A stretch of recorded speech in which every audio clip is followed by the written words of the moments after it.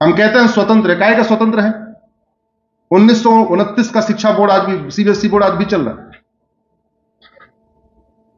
और शिक्षा व्यवस्था ऐसी हो चुकी है कि 25,000 रुपए महीने की फीस दे रहे हैं, और बच्चा जैसे 10वीं में आ जाता है उसको पिता का पैर छूना अपमान महसूस होता है। ये शिक्षा हम दे रहे हैं उसको, 50,000 रुपए फीस दे रहे हैं, 9वीं में जाके शराब पी रहा हो। ऐसी शिक्षा किस काम की, जो डॉक्टर इंजीनियर बना दे, वकील बना दे, लेकिन घर में अशांति फैला दे? इस शिक्षा से अच्छा कम वाली शिक्षा ज्यादा अच्छी। लेकिन उस शिक्षा का मतलब विदेशी शिक्षा, भारत की शिक्षा नहीं। भाषा का मतलब विदेशी भाषा, भारत की भाषा नहीं। तो जब तक ये गुलामी की मानसिकता नहीं खत्म होगी, तब तक संविधान की मूल भावना जो हम अचीव करना चाहते हैं वो अचीव हम नहीं कर पाएंगे। हम कहते हैं भारत स्वतंत्र है, शिक्षा व्यवस्था गुलामी वाली, चिकित्सा व्यवस्था गुलामी वाली, प्रशासनिक व्यवस्था गुलामी वाली, पुलिस व्यवस्था गुलामी वाली। मतलब हम इतना तक नहीं कर पाए कि हम थाने को प्राथमिक सुरक्षा केंद्र तक घोषित नहीं कर पाए। जो हमें टर्म्स मिला था उस टर्म्स को भी नहीं बदल पाए। भाई थाने का प्राइमरी काम क्या है? सुरक्षा देना। तो कायदे से उसको प्राथमिक सुरक्षा केंद्र कहना चाहिए था। तो थानेदार के अंदर भी भाव आता कि यार वो सुरक्षा के लिए बना हुआ है, वसूली के लिए नहीं बना हुआ है।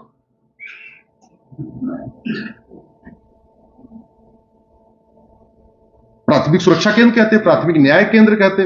ये तहसीलदार, पेशकार, ये जो चल रही है पुरानी, वो टर्म तो बदल ही सकते, हम टर्म भी नहीं बदल पाए। क्यों नहीं बदल पाए? क्योंकि आजादी के मूवमेंट पूरा चलाया किसने? अधिवक्ता और अध्यापक ने। लेकिन उस मूवमेंट के बाद जैसे देश आजाद हुआ, अधिवक्ता और अध्यापक अपने घर के काम में इतने बिजी हो गए कि बाकी चीजों पे ध्यान ही नहीं दिया। आप पूरे फ्रीडम फाइटर की लिस्ट उठा के देख लीजिए, 80% आपको अधिवक्ता और अध्यापक मिलेंगे।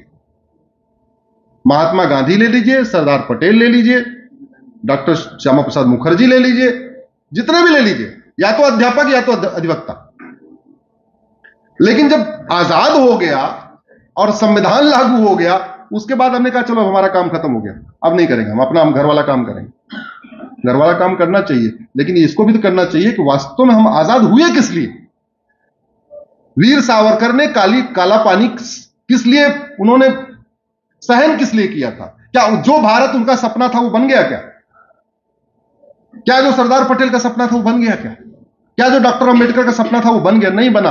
तो उस मुहिम को कौन आगे बढ़ाएगा? हमें आपको आगे बढ़ाना है। और उस मुहिम को आगे बढ़ाने में बहुत बड़ा योगदान हो सकता है नियम कानून अच्छे हो। ऐसी कोई समस्या नहीं है जिसका समाधान नियम कानून को बदल के नहीं हो सकता। ऐसी कोई बीमारी नहीं है भारत की जो लाइलाज है। शिक्षा में संस्कार हो और कानून का खौफ हो, लगभग 80% चीजें ठीक हो जाएंगी। लेकिन उसके लिए आवाज हमें सबको उठाना पड़ेगा मिलकर। मैं आपसे आग्रह करता हूं, कम से कम फेसबुक का उपयोग करिए। और फेसबुक क्यों कह रहा हूं वो भी बता रहा हूं आपको। क्योंकि भारत में ट्विटर 5 करोड़ लोग यूज करते हैं और फेसबुक 50 करोड़ लोग यूज करते हैं। तो रेशियो कितना हो? 1:10 का। और गांव के किसान, मजदूर, कॉमन मैन ट्विटर चलाना नहीं आता, उनको फेसबुक चलाना आता है। आसान होता है उसको चलाना। दूसरा और फायदा है, ट्विटर पे आपको कितने लोग फॉलो करेंगे आपके हाथ में नहीं है। हो सकता है 200 फॉलो करे, हो सकता है 300 फॉलो करे, या तो 500 फॉलो कर ले।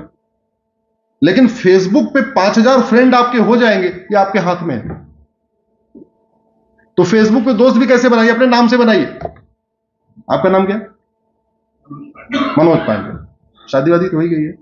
पत्नी का नाम क्या है? श्वेता पांडे। हाँ, तो मनोज जी आप 5,000 मनोज बनाइए।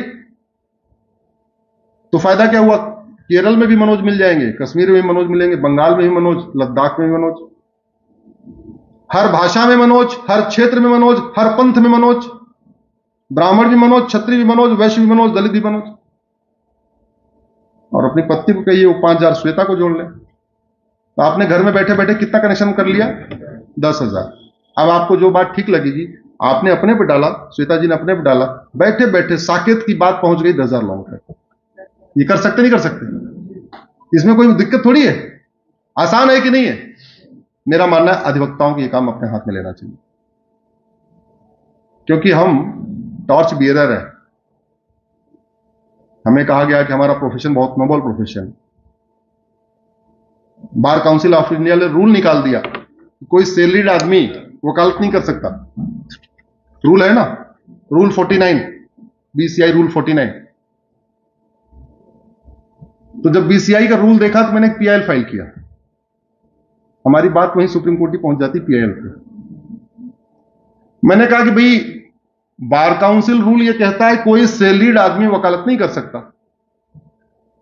और सांसद और विधायकों को सैलरी मिलती है, तो सांसदों और विधायकों के वकालत करने पे रोक लगनी चाहिए।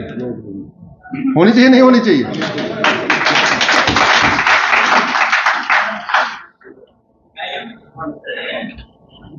उसके कई कारण है।